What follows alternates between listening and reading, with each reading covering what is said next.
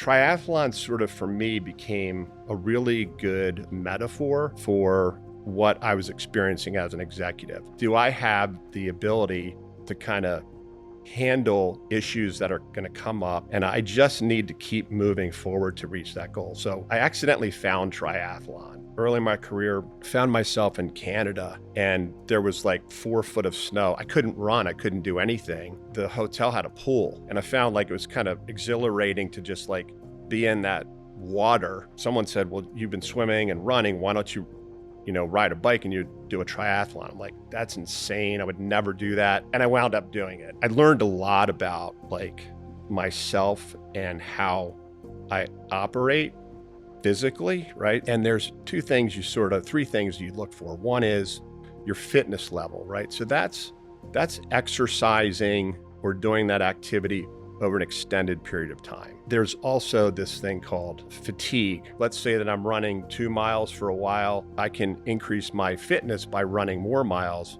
but then I'm also going to increase my intensity. And those two combined create what's called form, right?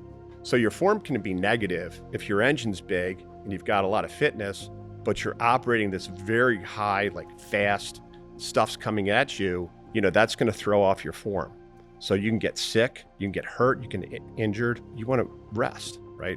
So when you rest your body, you're actually able to increase your ability to go farther and faster. So you have a big capacity to handle a lot. And at times things are coming at you fast and frequent, but you need to take a break or something's going to happen, right? You need to sort of step back. You need to recharge the batteries so that you can handle more.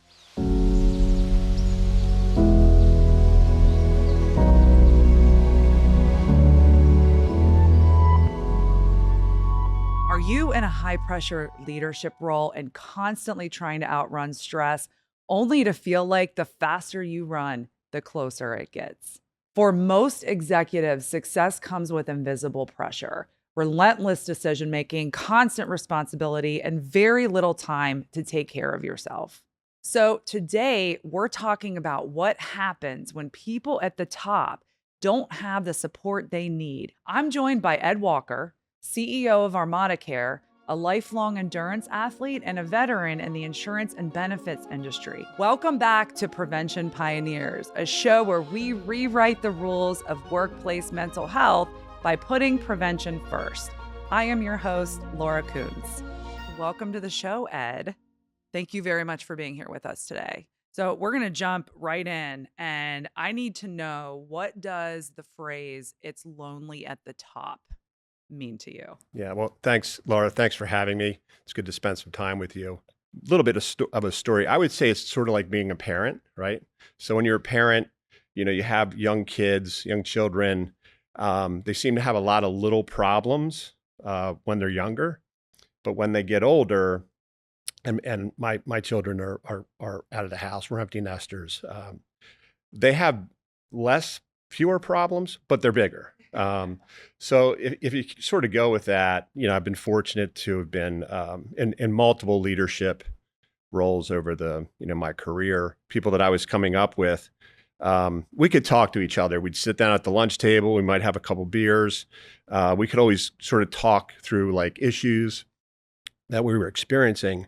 But as you kind of move up to in leadership and management, you have fewer people to talk to. So your circle may get smaller, but some of those challenges and issues get bigger. Ultimately, being a CEO, you have very few people to talk to. And also you're at the sort of front of the train, so to speak. So you're seeing like what's ahead before anyone else. Sometimes you may want to kind of pause and think about what's coming. You may need to, hold that in because you don't want to share it yet. You're not sure how it might emerge, but you have few people to talk to. You can talk to your spouse. Sometimes they're going to be, help you, and sometimes they're like, you know what, heard it before. I've been fortunate to have had mentors. So having a good mentor who and can confide in, or even an executive coach. But you always need to talk to people. Being a leader, you have a responsibility to, share news when appropriate, but also you need to protect the organization, and share news when it's appropriate. Sometimes, we just went through an acquisition. It took 2 years. Normally you're looking at an acquisition that may take 9 months. We went through it twice. So we, a lot of times during that period, our employees were seeing some things that were a little bit odd. Some meetings that we typically were having, we weren't, but we just couldn't share, what we were going through, because we're part of a public company and we had to keep that confidential. What does that isolation look like when you don't have support and skills? At times it can be challenging. It's a lot of, like, I would call it, inward discussion with yourself. It's your, and sometimes that's positive, right? Your mind is excited, if things are going well, and you're sort of coaching yourself up, and you're saying, hey, based on sort of where I've been and what I've done, this seems to be tracking well. Um, at other times, it can be kind of dark, right? You're like, this isn't going well. Um, and you're sort of dealing with some inner voices, and that can be, pretty disruptive. So, you think about, your brain and being a muscle. Typically, you need to sleep. If you're going through, periods of stress, you're up in the middle of the night. Your brain's going, and I know I'm not alone in this. You wake up and you're like, I can't get back to Yeah, sleep. Let's just get up. you're It's not alone. it's 2 o'clock in the morning. I've had, an hour and a half sleep. So I think those are sort of the, it's a lot of inward discussion, and sometimes that can be, helpful, right? You can kind of pump yourself up, but a lot of times you're dealing with, like, internal battles, I like to call them. Like, I'm creating a battle, over something that may not, materialize. So, you kind of have to watch those things. I think a lot of it is around, like, self-awareness, like, where am I in this, um, issue that I'm dealing with. So I think, and that takes some time too. I'd say I've been doing this for a while. I'm getting better at it, but I still continue to learn, like, where I am, how I'm showing up on an issue, like, how confident am I in the issue? And I need to appear, like, pretty level, regardless of, what the issue is, if it's very positive, or, something that, I'm concerned with.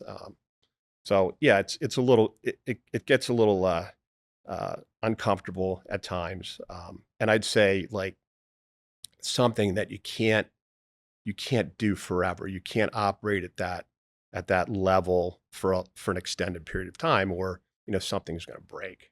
Well, I appreciate you sharing what you go through when you are in an intense period as an executive, the self-doubt, the needing to trust yourself, the developing the self-awareness, because those are common threads that are going to run through any leader, right? And I think that's really helpful for the audience to hear and to have validation of, okay, I'm not alone. We all go through that. It's tough for everybody. How has that helped you shape your business at ArmadaCare, helping develop other executives and keeping them healthy?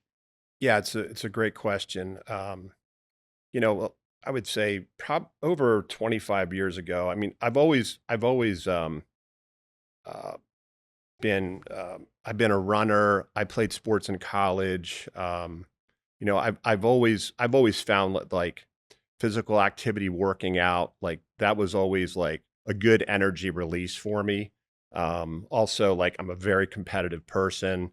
I like to set goals and things to achieve. So, a lot of times in at the company or in your role, it might take a long time for, one of your goals or objectives to manifest, right? So for me, I looked for outlets where, sort of goal oriented, and I found, I accidentally found triathlon. like I said, I ran marathons. We were early in my career, found myself in Canada in the middle of winter. It's like in Manitoba, and there was like 4 foot of snow. I couldn't run. I couldn't do anything. Um, and I was up there for an extended period of time. So the hotel had a pool. I was not a very good swimmer. I could barely swim a lap, but it was just like, okay, I can get in the pool, and that's just a good release for me. And I found like it was kind of um, exhilarating to just like be in that water with like no interruptions, right? You could just think through some things. So, lo and behold, someone said, well, you've been swimming and running. Why don't you, ride a bike and you do a triathlon? I'm like, that's insane. I would never do that.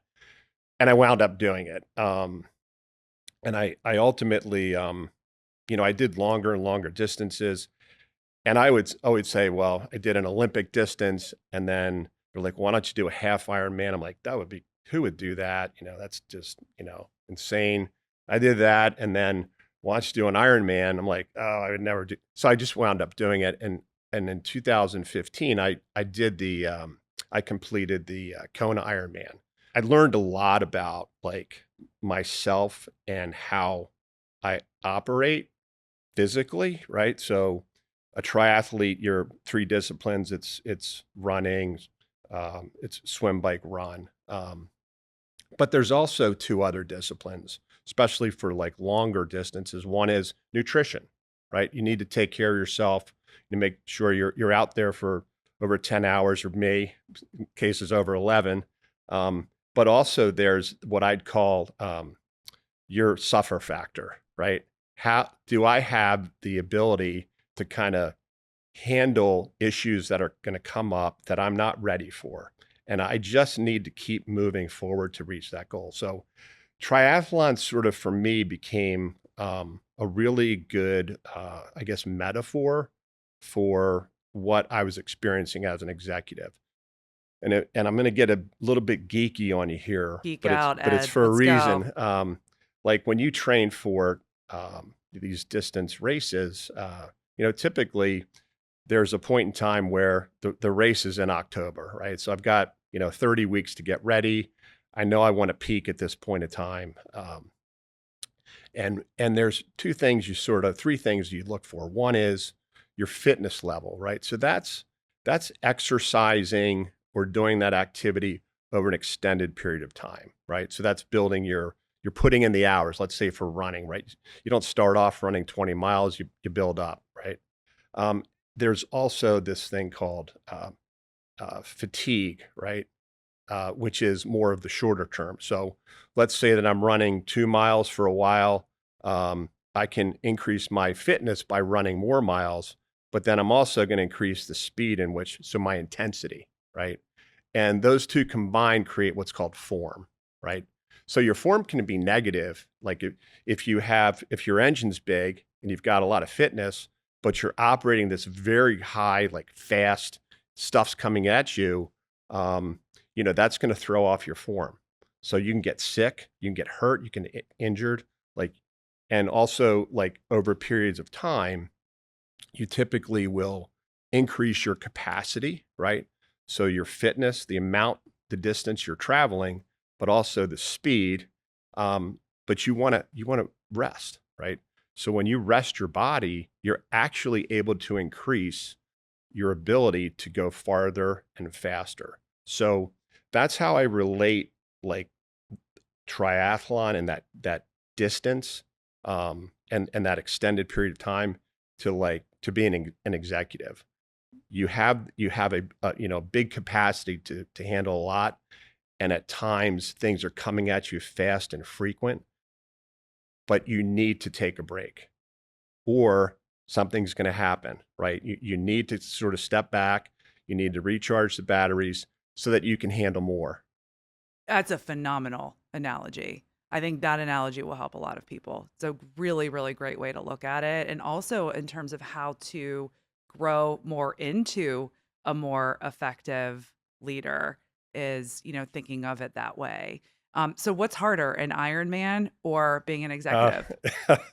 I mean, they're very different. I think being an executive is harder, mainly because you sort of, if you're doing a race, you know what, to some degree, you know what's coming at you, right? You know, I have these disciplines, I have to train for them. Something's going to happen that you hadn't prepared for. So you need to be able to say, look, I'm going to get through this.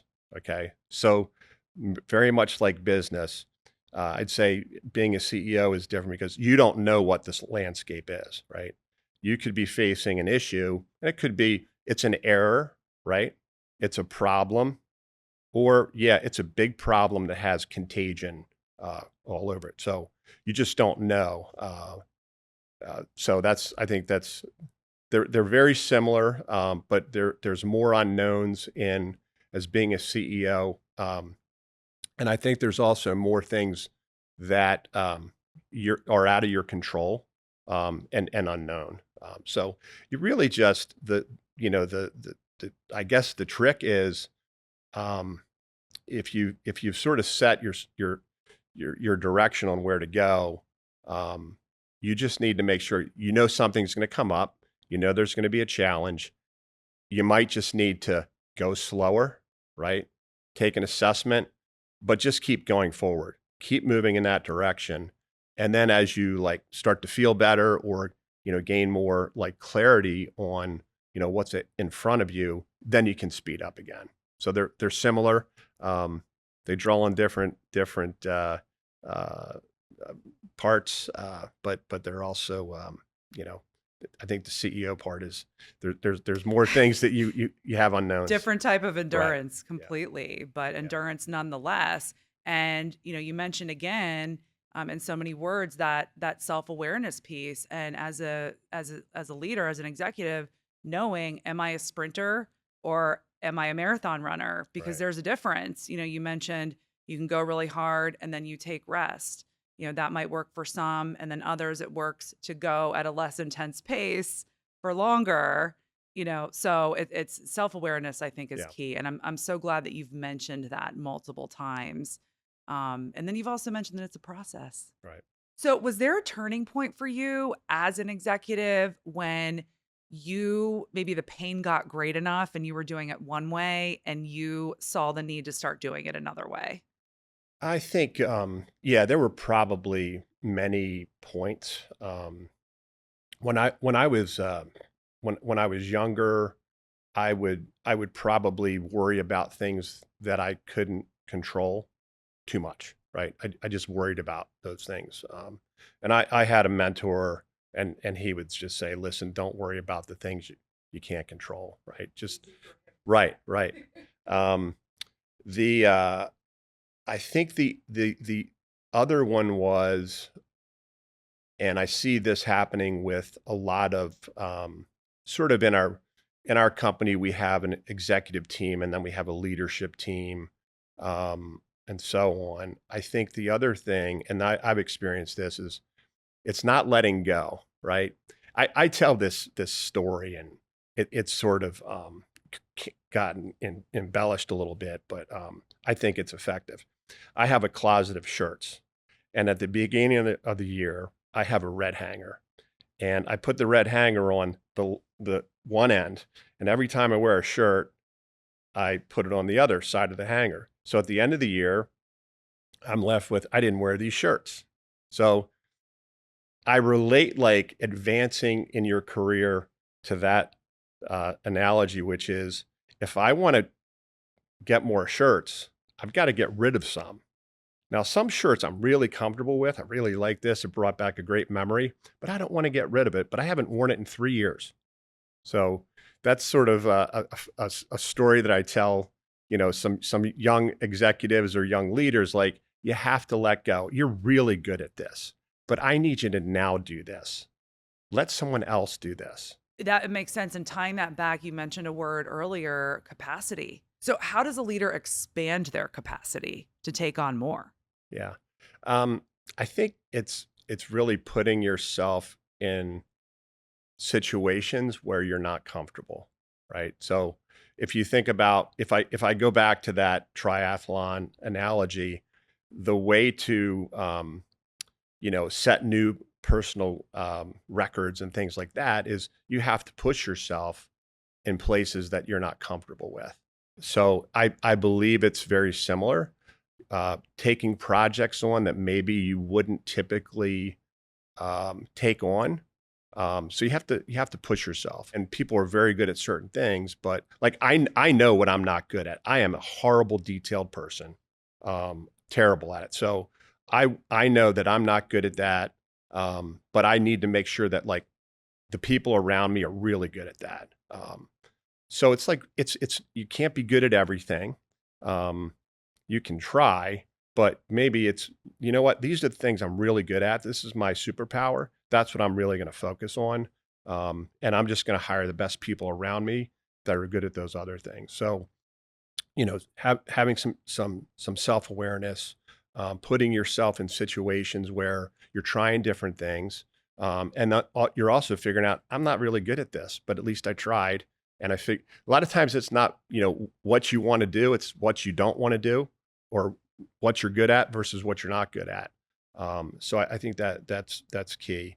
Um, One of the things that we work on our leaders with is had a lot of succession that's come through over the last couple of years. We have a process, so they sort of, identify that yes, they're potential uh, leader, and I assign them an executive coach. So before they step into the role, they're going through assessments. They're being assessed by the team because they're going to be part of that leadership team, and they're getting to kind of know their blind spots, what they need to focus on, and then the coach is helping them over that first year or year and a half of being in that role with those types of, coaching them through those situations. Yeah, thank you for sharing that bit about coaching. And I realize as we're sitting here, you have such a unique perspective on this because of what you guys do at ArmadaCare. So talk to me about that. What do you guys do? So, ArmadaCare, we're an MGU, a managing underwriter. That's what our company is.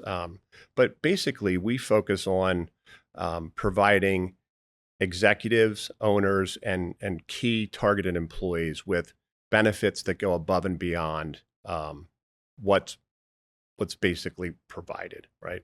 Um, and we've been doing this since 2004. We have about over 1,000 clients nationwide in very diverse industries. There isn't like one specific industry that we're overweighted in, and we serve about over 11,000 members.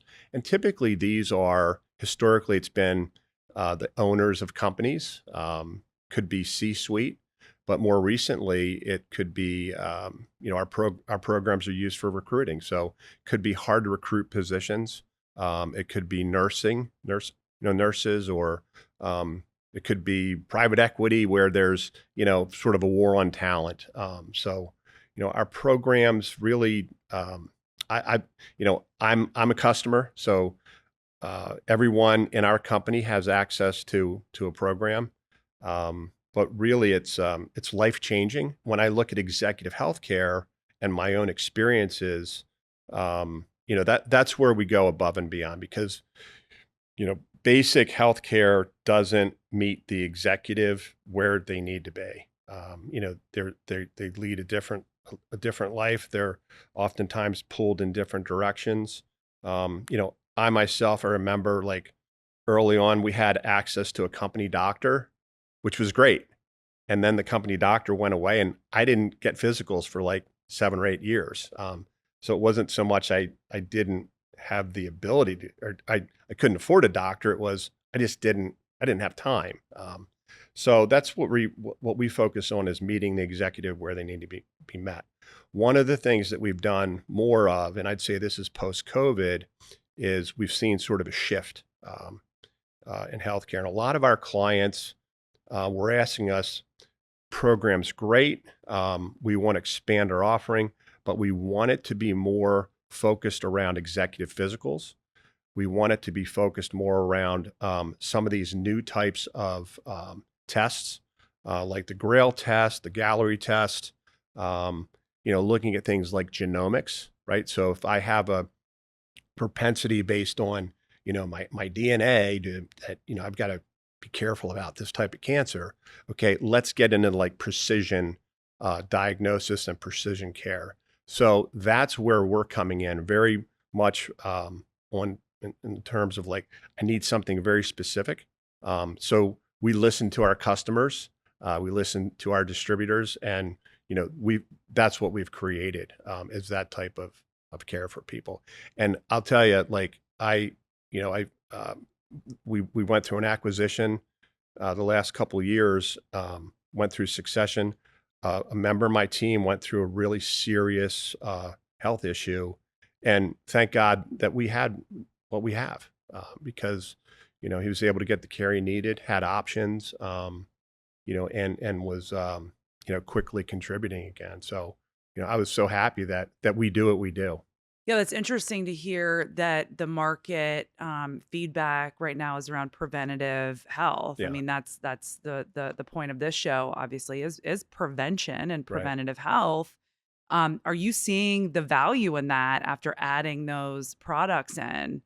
What kind of feedback have you Yeah. gotten? So what we see in sort of the numbers, the an executive physical is very different than like just going to the annual physical. I mean, I spend hours with my doctor, on, we'll meet, we'll talk about what's going on with my markers. There might be things that I need to do from a diet perspective. Like it's not a static type of a session. It's very fluid. And throughout the year, here's some things that I want you to do. Let's have feedback. So it's an engagement with your physician. What we've seen, and also just my own personal experiences, those members who do get physicals, we're seeing that there's a shift for them to get more preventative services Mm, and also wellness, okay. and also behavioral. Years ago when we were going through COVID, like I was like having my inner demons. I got behavioral health just to like, hey, I need to kind of figure out why I'm showing up here on this issue. And it's good. I'm not, I'm not afraid to say that because, it's helpful. It's It's a like, part of it. it's your, your physical, mental, and they're all connected together. So, but yeah, we've seen like, if you have a mindset for like in being engaged with like who you are and how you're feeling, you're going to take steps to prevent things from happening. One of the things that we just signed up for, with a company called Human Powered Health. So this is a company that I knew some of the folks there when I was involved in triathlon. They work with elite athletes. They work on VO2 max. So one VO2 max and also strength. Those are two things that have been tied to longevity. Mm, So that's not just for like an elite athlete, that's for anyone. So we are putting everyone through an assessment. It's like 20 minutes. And whether you're, early in the year coming off the couch and saying, hey, I want to, lose a couple pounds, or if you're signed up for a race at the end of the year, like they're going to be able to do an assessment, then they're going to be engaged with you. And also, these are just key markers on, where are you in terms of like longevity? Are you, hey, there are some things that we can do to increase your VO2 max. Strength is another indicator. There's things that we can do to increase strength. And it doesn't have to be like over the top. It could be little things. small changes. Yeah, small Yeah. changes for you. So, Supplement. that's another area where we're sort of on the on in the beginning, and we think that that's something that we may be able to put in with our offerings to give members access to that type of service. Oh gosh, that could be revolutionary for leaders and then revolutionary for companies Right. because I mean, even something like muscle mass is directly correlated to disease prevention. Right. There's such a correlation there. That's so interesting to hear that the market is starting to talk about that too, and it's exciting. Yeah. We're on the cusp of a shift. Yeah. And that's something that we try to do. So even though we are paying a claim, the key part of our program is getting you to the care that you need. So if it's, hey, this is a facility that I want to get to because they have this type of, maybe they have the, the Grail test. Okay, let's get you there. Or, I want to go to, this specialist. So that's part of our program too, navigating. But really, we're supporting choice and supporting, the member where they want and need to be Yeah, to and get the care they takes need. the pressure off of them because Yeah. they have enough pressure. Right. Awesome. Well, if you're okay with it, Ed, I want to end with a quick fire. Okay. Okay, so quick fire segment. You don't know these questions ahead of time, just whatever comes to mind. All right. Morning reset, coffee, workout, or both? Both. Okay. One thing you do daily to clear your head. I do nothing for like the first 30 minutes. I sit in a dark room. This time of year, I light a fire and sort of call it meditation. But I do nothing for 30 minutes but drink my coffee. Love it. If you could give your 30-year-old self a health and wellness tip, what would it be? It would be, don't worry about the things you can't control. Eagles or the Ravens? The Ravens. I thought you might say that. Great. Well, thank you so much for being here today with us, Ed. I know I certainly took a lot from this conversation. I know our audience will as well. You're lovely to be with, and thank you so much. Great. Thank you so much, Laura. Thank you for tuning in to another episode of Prevention Pioneers. Don't forget to like and share with friends and colleagues.